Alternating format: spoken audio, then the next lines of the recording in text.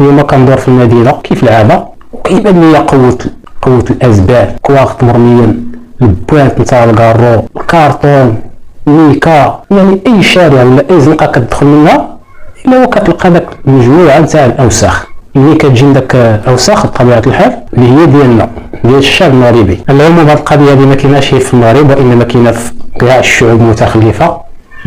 اي دوله كتمشي لها كتصيب كثره الازبال في الاحياء، في الازقه، في الشوارع الرئيسيه، في اي مكان، حتى في المناطق ولا الاماكن السياحيه ضروري ما انك تصيب فيها الازبال.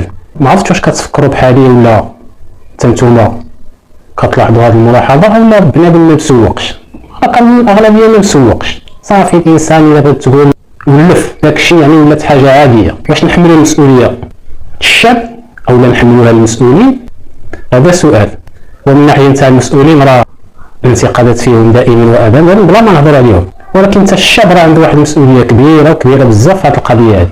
علاش ملي كتشوف مثلا شي فيديو في شي دوله اوروبيه او دوله متقدمه كتلقاش داكشي، كتلقى واحد النظافه، المساحات الخضراء، الاشجار، الهواء زوين، يمكن تقلب على شي حاجه بسيطه ما تلقاهاش في الارض.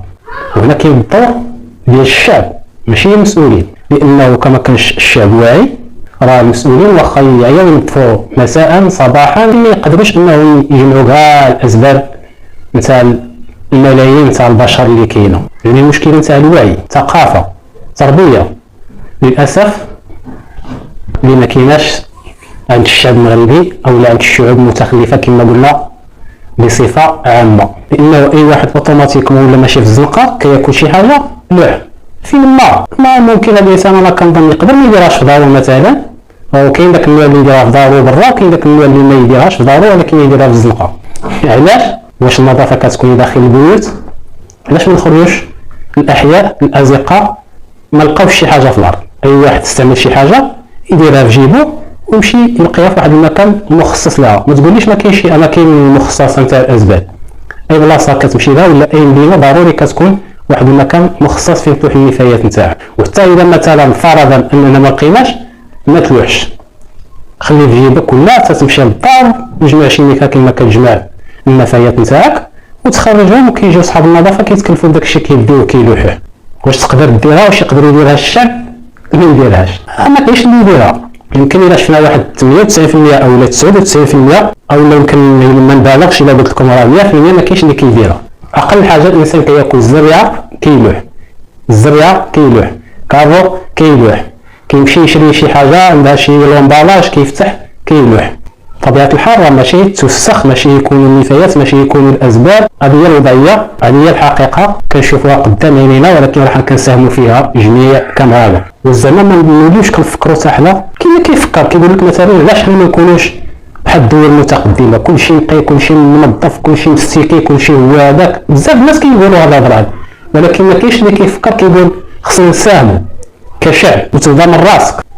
اي حاجه استعملتيها نفايات الاماكن تاعهم او ديرهم في جيبك دير معاهم الدار تتلوحوا مع النفايات اللي كتلوح من دارك. وهذه القضيه هذه ما كايناش في الزنقه. كنشوفوها مثلا في صحاب الحوانت كيبيعوا شي ما تبقى في الليل كيلوح، خرج داك الكارطون لومبالاج اللي كيحيد لوح الزنقه. السويقات حدث ولا حرج، ما كاينش شي سويقه في المغرب اللي كيجمع النفايات نتاعو. 70% او 80% تاع السويقات فاش كتمشي في العشيه كيسالي وكتصيب تما الاوساخ، الكراطن، الربيع، القشور. كانت المدينه او الدوله تكون نقيه، راه من المستحيلات. حنا دائما كنكريتيكي المسؤولين اللي بطبيعه الحال تا هما راه حدث ولا حرج، ولكن الشعب راه خاصو يوعى. نفترض مثلا حنا مسؤولين ما كيديروش داكشي اللي خصو يدار 80% ولا 90% ولا 100%، ولكن ما كنفكروش اننا حنا الشعب حنا اننا تغير نتا وهذا وهذا وهذا غادي نقصوا داك النفايات اللي كتكون في الارض. وزعما ما كنا الانسان ما كيمركش ما كيحشمش، ملي كيمشي في واحد كيكون كيتسارى في واحد المنطقه خارج في الزنقه في شي مدينه اخرى وكيصيب هنا هادي وهنا قرعه، هنا بيدو، هنا كارطون، هنا ميكا، الكارفو، البوانت، الزريعه، جميع انواع النفايات. واش زعما نقدروا نكونوا حنا كما باغيين نكونوا بحال الدول المتقدمه كلشي نقي؟ من المستحيل. من المستحيل الدوله او المسؤولين انهم يوصلوا لذاك المستوى هذا. كاين استثناءات، مثلا ملي كتمشي لمدينه طنجه او تطوان او بعض المناطق في الرباط، بعض المناطق كما قلنا في طنجه المدن السياحيه كتصيب بعض المناطق اللي نقيين، يعني كاين شي مناطق اللي كتصيبهم 100% نقيه 100% بمعنى الكلمه، يعني حتى المواطنين اوتوماتيكمون كيدوزو من داك البلاصه هذيك. كنظن انه قليل انه يقدر يلوح شي حاجه، ولا يعني تربيه في عادي يلوح شي حاجه، ولكن استثناءات. انا كنظن انه الشاب المغربي حتى هو مسؤول، بعيدا على المسؤولين كما قلنا في هذا الفيديو هذا. الشاب المغربي راه مسؤول على بزاف نتاع السلبيات اللي كاينين في المجتمع نتاعنا، قله الوعي، تربيه، اخلاق، بزاف تاع الامور اللي ما كايناش عند الشاب المغربي. وصعيب اننا نبقاو كنكريتيكيو ونقولوا اننا خاصنا حتى حنا نكونوا كما الدول المتقدمه، ولكن للاسف راه لا يعقل ولا يمكن اذا بقينا بهذه العقليه هذه. انا كنظن انه الجاني انه شي واحد كيفكر يمكن ما كاينش الا واحد النسبه قليله اللي فعلا خصنا نكونوا، ولكن نبدا انا من راسي. صلح راسك، تصلح انت وتصلح هذاك وتصلح هذاك ونهي هذاك، واذا شتي شي واحد كيلوح شي حاجه نصحو هكا باش يمكن اننا نزيدوا درجات، ما نقولوش نوصلوا للقمه ولكن نزيدوا درجات شويه بشويه. اما باش الشعب يوصل لهاد الدرجه نتاع نقدر نقول عليها قله الوعي، الجهل، كبارا صغارا جميع دراري صغار كبار صغار اي واحد، نساء ورجال، جامي شي واحد انه كيفكر يقول خاصنا نحافظوا على هذه البلاد ونقيوها، ويبدا من راسو يقول لا حشومه انا ما نلوحش هذه ولا ما نلوحش هذه. كاين الناس اللي مشرجم قسما بالله الى بزاف نتاع الناس شحال من حاجه كيستعملها ويلوح من الشرجم، اللي طالما ما كيهموش. ولا قلت له البلاد مسخه، البلاد دايره، ولكن راه كلشي جاي منك اخي المواطن، كلشي جاي من الشعب، كلشي جاي منا جميعا. يعني باش اننا قلنا نوصل لواحد المدينه تكون اي انسان بعد على الاقل ابناء المدينه، كل مدينه تلقي راسها، مش تكون شي منافسه انظف مدينه احسن مدينه، وخطينا من داك الخرطيم داك الخوار خاوي اللي تابعين تاع حاكمين العالم وحنا عطاطات داك التبرهيش اللي كيتسمى التبرهيش. راه كاين شي مسائل تاع معقول اللي خصنا نديروها، شي مسائل بسيطه وممكن اننا نوصلوا للقمه ويضرب بنا المثل. اما باش نبقاو احسن شعب في العالم، احسن تخربيق، هذاك التخربيق الخاوي، هذا الجهل الخوص قسما بالله الا عندنا واحد النسبه نتاع الجهل في هذه البلاد السائده لا تقدر، النسبه نتاع الجهل لا تقدر على جميع المستويات وفي جميع المجالات. ما نبقاوش تابعين الضحك الخاوي ولا بدينا الدراري الصغار تبرهيش. كاين بزاف من يداروا شي امور بسيطه اننا ممكن نمشيو ننطلقوا، مابقاوش ديما المسؤولين باش الا جينا كمثال النظافه باش تكون البلاد مثلا نظيفه. اذا ما كانش الوعي نتاع المجتمع راه كل واحد خاصو واحد تابعو، اي مواطن خاصو شي واحد تابعو اللي خدام ويلوحو هذا كيهز.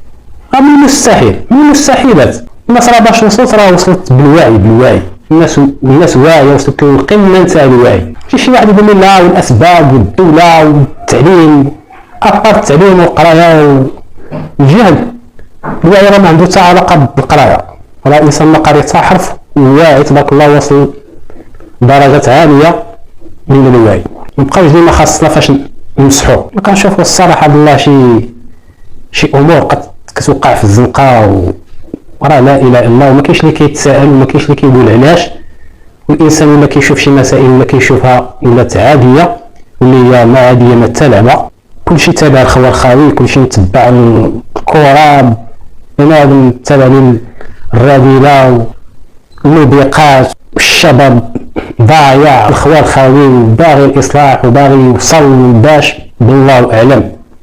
راه من المستحيلات كانش واحد القمه نتاع الوعي كنا اننا نوعاو ونكونوا جمعيات وتوعويه.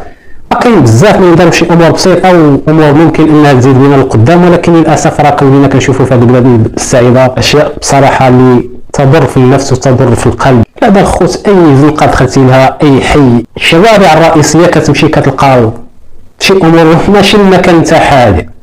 شكون اللي دارها تما؟ دارها الشعب، وحنا انا وانت وهذا وهي كتلوح الاحياء وربا الزلاقه ماشي مزباله. هذيك راه نتاع الجامعه خاصها تكون متنفس، تكون نقيه، تخرج تشوف منظر زوين. كتخرج الزنقه كتصيب قوه الاسباب، كتكره، كتمرض. عادي الا جينا المسؤولين كتشوف مثلا في التصاميم كتخرج جرادي المتنفس اللي كيمشي له بنادم كتصيبو عامر غازو محروق ما كاينش. المسؤولين جينا نهضروا عليهم راه كما قلنا دائما كنكريتيكيو فيهم وهذوك بحيتهم مسؤول كتمشي لشي حومه ما كتصيف فيها حتى جرده، ما كتصيف فيها حتى شويه الطبيعه، ما كتصيف فيها حتى شجره، حتى الظاهره تاع الشجر كلشي تحيد، كلشي ما كاين جنيج. المناطق اللي كان فيهم الماء وبيرات مائيه وصعاريج تحيد ودار الجنيج، ولاو كيشوفوا غير الماده الفلوس. ما فهمتش واش داك المسؤول على داك المنطقه ما كتجيبوش النفس، ما كتدوش النفس على هاد البلاد، على المنطقه تاعو، يخرج ويشوف احياء زوينه ومتطوره، شجر الطبيعه، غازو، الخضوريه. ما كيبان لي المشاريع خصنا نحيدو داك الجنيج، دير الجنيج البلاد مجنج في عقلو وتابع ليه الفلوس. الى متى الاخوان؟ قسما بالله ولا خصنا شويه نتاع الوعي في هذه البلاد السعيده اللي دائما انا مطروح الامور السلبيه اللي كنشوفها الان في هذه البلاد السعيده اغلبها مشكل نتاع الوعي. حتى المسؤولين الا شافوا الشعب واعي تبارك الله راه يقدروا حتى هما يحيدوا شويه من ذاك الانانيه وذاك المرض نتاع الصفقات والفساد، وعلى الاقل ينقصوا يشوفوا الشعب واعي. كيشوف الشعب كرفاس حتى هو كيوسخ كيساهم كاين لك الهواء يقلب. ولينا كنشوفوا شي امور في هذه البلاد السعيده ما كتمرض، بكل صراحه كتمرض. ما عرفتش انا واش الجامعه كلشي كيلاحظ هذا الشيء ولا قله قليله. بشر راه عنده غرض.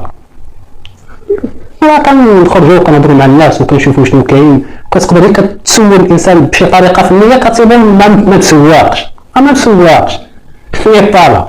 تهضر مثلا مع الزبال في الدريبه الشعب يقول لك 10 عليه البلديه يهزوا الشعب الدوله، تفكير يعني بعيد على المنطق. كما قلنا راه المسؤول الاول والاخر على الموضوع نتاع الازمه اللي كاينه في المدن تاعنا وهي الشعب المغربي. فلهذا الاخوان حاول كل واحد يفكر انه يحاول ما امكن انه ما يرتكبش ذاك الاخطاء، على الاقل قلل عندك شي اوساخ ولا ديها صاحبي ديها ظهرك باش كتوسخ الزنقه. هذه المحلات وعلاش اصاحبي انت كتبيع وتشري وتدخل فلوس وتلوح في الزنقه صاحبي. السويقات الخضاره راه تكرفي، اي سويقه كتمشي لها كتصيبها مقرفصه. حنا ماشي ضد الناس اللي كيبيعوا ويشريوا وكيدبروا على راسهم الله يحسن، ولكن على الاقل الانسان يدخل داك الثقافه نتاع النظافه. خلي داك المكان زوين اصاحبي، انت اللي خدام فيه هو كيجيو الناس الا شافوا المكان زوين ونقي غادي يجيو اكثر فاكثر. حتى واحد من السواق كلشي تابع عمر، كلشي تابع الفلوس، كلشي تابع الماده. الدنيا فتنت عباد الله، مابقاش انسان كيفكر في شي حاجه في هذه الحياه من غير الماده الفلوس. شي حاجه اخرى ما كيفكرش فيها. فكر في الطبيعه ولا في النظافه، فكر انت.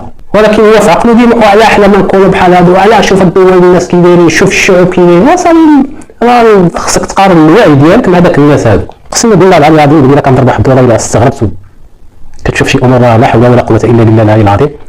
وشي نهار غادي نخرج وغادي نصور داك الكارثه هذيك ونشوف الانسان واش تحرك المشاعر ديالو، ونشوف الانسان واش يولي كيفكر شويه يتغير الدماغ نتاعو. ولكن ما كنظنش، لا اظن ان الشعب كما قلنا متبع اخبار خاوي الضحك هي ويباو تبع ليه الخاوي.